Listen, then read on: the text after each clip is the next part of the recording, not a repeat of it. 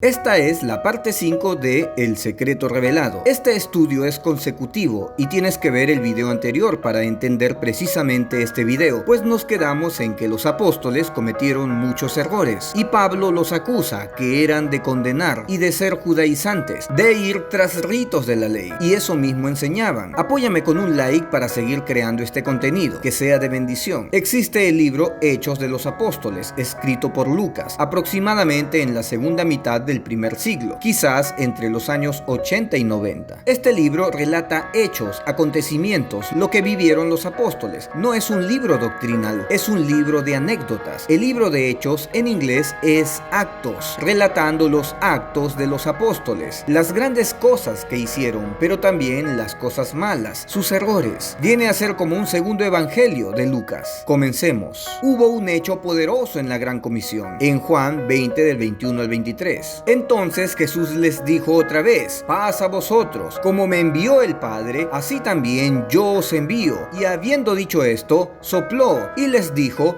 recibid el Espíritu Santo. Esta es la Gran Comisión escrita en el libro de Juan, aunque la Gran Comisión la encontramos también en Mateo, Marcos y Lucas. Pero aquí en el Evangelio de Juan se ve algo sorprendente. Jesucristo sopla el Espíritu Santo sobre los discípulos unos días antes del Pentecostés, cuando descendería del cielo el Espíritu del Padre. Pero Jesús ya estaba soplando de su Espíritu sobre los discípulos. Esto tiene una profundidad que tendría que ser para otro estudio. Pero sigamos. Versículo 23. A quienes remitiereis los pecados, les son remitidos, y a quienes se los retuviereis, les son retenidos. ¿En qué consistía este don que Cristo les dio solo a los discípulos? Sopló sobre ellos su propio Espíritu y les dio autoridad de perdonar pecados y también de no perdonar pecados. Veámoslo con la traducción actual. Juan 20:23, según la traducción actual. Si ustedes perdonan los pecados de alguien, Dios también les perdonará. Y si no se los perdonan, Dios tampoco se los perdonará. ¿En qué consistía este don tan poderoso de perdonar y no perdonar los pecados? Esto es algo que se atribuye el Papa, de perdonar y no perdonar los pecados. Pero este don fue dado tan solo a los apóstoles. Cristo depositó sobre ellos mucho poder, y la misión de ellos era perdonar, pues fueron instruidos en amor. Y ya que tienen un gran poder, se tiene que usar con amor, pues a aquellos a quien no se le perdonen los pecados, no eran perdonados por Dios. Y con esa autoridad y poder en los apóstoles, iniciaron el ministerio y la iglesia primitiva. Antes quiero que veamos lo que Pablo dice a la iglesia de Éfeso, hablando de nuestra misión, de nuestra vocación santa. Efesios 4 del 1 al 3. Yo que estoy preso por servir al Señor Jesús. Aquí Pablo ya está preso en Roma y le dice esto a la iglesia: les ruego que vivan como deben vivir quienes, como ustedes, han sido llamados a formar parte del pueblo de Dios. ¿Y cómo es que se debe vivir según Pablo? Sean humildes, amables y pacientes, y bríndense apoyo por amor los unos a los otros. El mensaje primordial es el amor entre los hermanos. Nada de división, pleitos y peleas. Hagan todo lo posible por vivir en paz, para que no pierdan la unidad que el Espíritu les dio. El consejo de Pablo es el perdón, la tolerancia, el enseñar o corregir con mansedumbre, la paz. Pero esto es algo que Pedro no hizo, pues era de condenar, teniendo un gran poder para perdonar y no perdonar los pecados. Para llegar a este punto veamos el Pentecostés. Los apóstoles fueron llenos del Espíritu Santo que vino del cielo, días después de que Jesucristo haya soplado de su Espíritu sobre los apóstoles, y fueron revestidos de poder. El mismo Espíritu de Dios ya estaba dentro de ellos. Habían recibido el verdadero bautismo del que había profetizado Juan, pues Juan solo bautizaba con agua, pero Cristo bautizaría con el Espíritu de Dios. Los apóstoles iniciaron la predicación con poder y se convirtieron ese mismo día 3,000 personas. Hechos 2, 43 al 47. Y sobrevino temor a toda persona, y muchas maravillas y señales eran hechas por los apóstoles. Todos los que habían creído estaban juntos y tenían en común todas las cosas. Estamos hablando de la primera iglesia conformada por judíos que fueron testigos del Pentecostés y se quedaron con los apóstoles, y muchos judíos fariseos se convirtieron a Cristo. Versículo 45. Y vendían sus propiedades y sus bienes y lo repartían a todos según la necesidad de cada uno. Esta fue la iniciativa de las personas personas, vender sus propiedades y ayudar al prójimo. Eso es algo que el Espíritu Santo hace en las personas, pues pone el querer como el hacer en los hermanos, en los nuevos convertidos. Y perseverando unánimes cada día en el templo y partiendo el pan en las casas, comían juntos con alegría y sencillez de corazón, alabando a Dios y teniendo favor con todo el pueblo. Y el Señor añadía a la iglesia los que habían de ser salvos. Dios es el que añade a las personas a la iglesia. Dios añade salvos. Es obra de Dios. El hecho de tener la iniciativa de vender una propiedad y bendecir a los hermanos con el dinero de esa venta nunca tiene que ser impuesto. Las ofrendas son voluntarias. Si deseas bendecir económicamente, allá tú eres libre. En otra ocasión, Pedro y Juan subían al templo a la hora novena y sanaron un cojo de nacimiento, y muchas personas quedaron atónitas con semejante milagro. Hechos 3:12. Viendo esto, Pedro respondió al pueblo: varones israelitas, ¿por qué os maravilláis de esto? ¿O por qué ponéis los ojos en nosotros? Pedro se dio cuenta que el pueblo empezó a poner los ojos en ellos. La admiración del pueblo era mucha sobre los apóstoles. Eran multitudes de personas en Jerusalén que se convirtieron en seguidores fieles de los apóstoles, como si por nuestro poder o piedad hubiésemos hecho andar a este.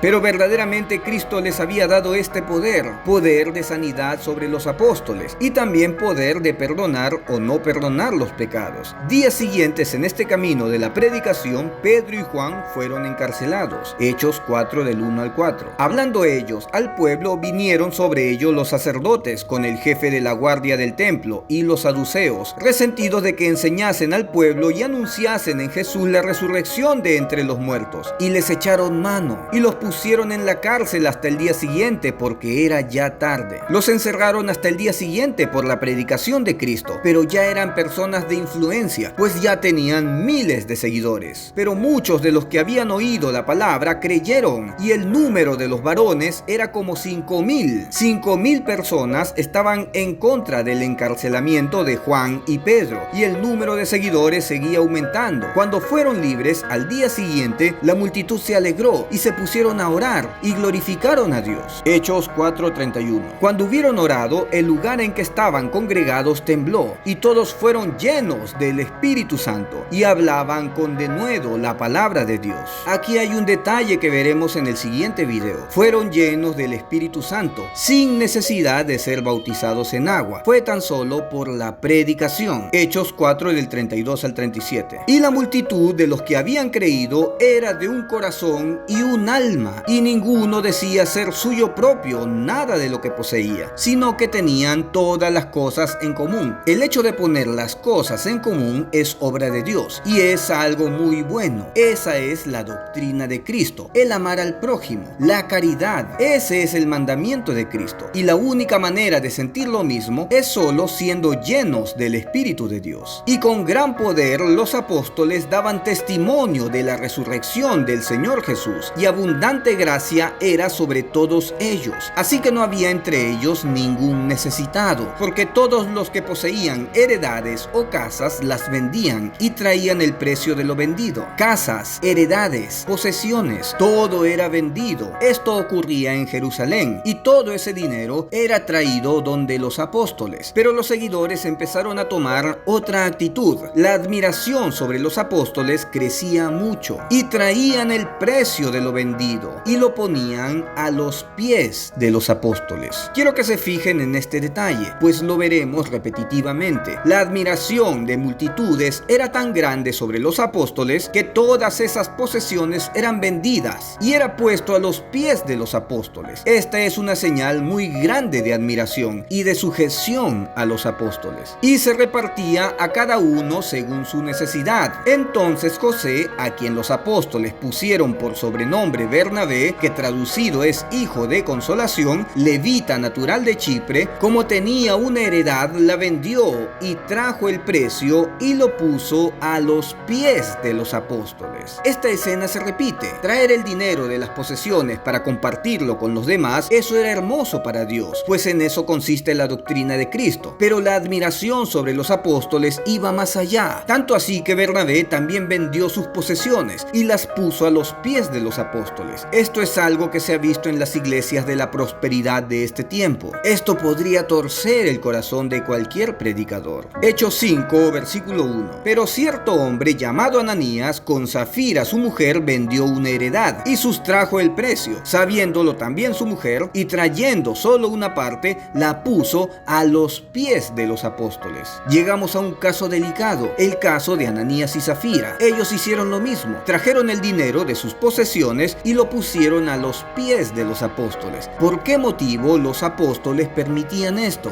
En todo el ministerio de Cristo, mientras estaba con los apóstoles, nunca pidió dinero. El ministerio de Cristo no estaba relacionado con la parte económica. Vender posesiones y traerlas a los pies, eso solo estaba en la mente de los apóstoles. Y Pedro tiene la siguiente actitud con Ananías y Safira, al no haber traído todo el dinero prometido, sino que tan solo una parte. Y dijo Pedro: Ananías, ¿por qué llenó Satanás tu corazón para que mintieses al Espíritu Santo y sustrajeses del precio de la heredad, reteniéndola? No se te quedaba toda a ti y vendida no estaba en tu poder. ¿Por qué pusiste esto en tu corazón? No has mentido a los hombres, sino a Dios. Al oír Ananías estas palabras, cayó y expiró, y vino un gran temor sobre todos los que oyeron. Y levantándose los jóvenes lo envolvieron y sacándolo lo sepultaron. Para la iglesia religiosa de este tiempo, la muerte de Ananías y Safira es predicada como un ejemplo. La muerte por no haber entregado lo que prometiste voluntariamente que darías se predica como algo correcto. La condenación de personas por no dar todo el dinero, pues estás en la obligación de dar, pero no se ponen a pensar en que Pedro tenía poder de perdonar y no perdonar pecados. En esta historia no hay misericordia sobre Ananías y Safira, sino un decreto de muerte, sin gracia. Pasado un lapso de 3 horas, sucedió que entró su mujer, no sabiendo lo que había acontecido. Entonces Pedro le dijo: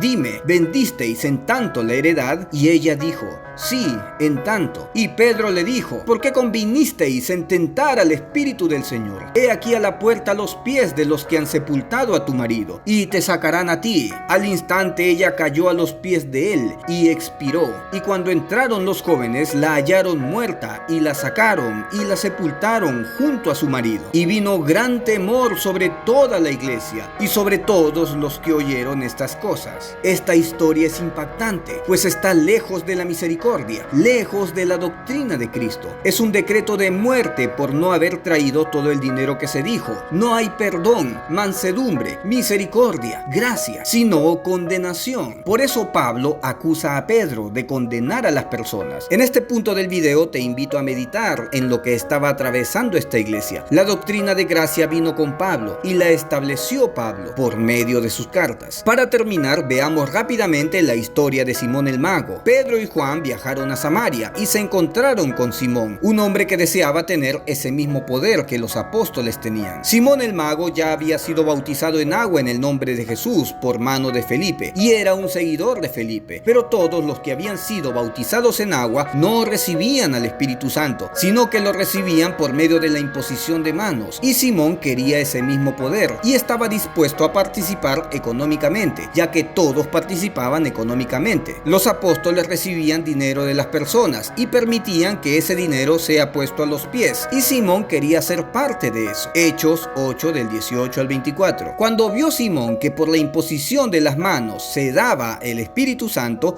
les ofreció dinero, diciendo: dadme también a mí este poder, para que cualquiera a quien yo impusiere las manos reciba el Espíritu Santo. La respuesta de Pedro debía ser de corrección, con toda humildad, paciencia, de acuerdo a la vocación con la que fuimos enviados, llenos de gracia, pero su respuesta fue condenatoria. Versículo 20. Entonces Pedro le dijo: tu dinero perezca contigo, porque has pensado que el don de Dios se obtiene con dinero. Quiero que lo leamos con la traducción actual. Hechos 8:20. Pero Pedro le respondió: vete al infierno con todo y tu dinero. Lo que Dios da como regalo no se compra con dinero. Vete al infierno con todo y tu dinero. Estas son palabras mayores, palabras condenatorias. Verdaderamente Pedro era de condenar. Volvamos a leer un extracto de la carta de Pablo, Efesios 4 del 1 al 3. Yo pues, preso en el Señor, os ruego que andéis como es digno de la vocación con que fuisteis llamados, con toda humildad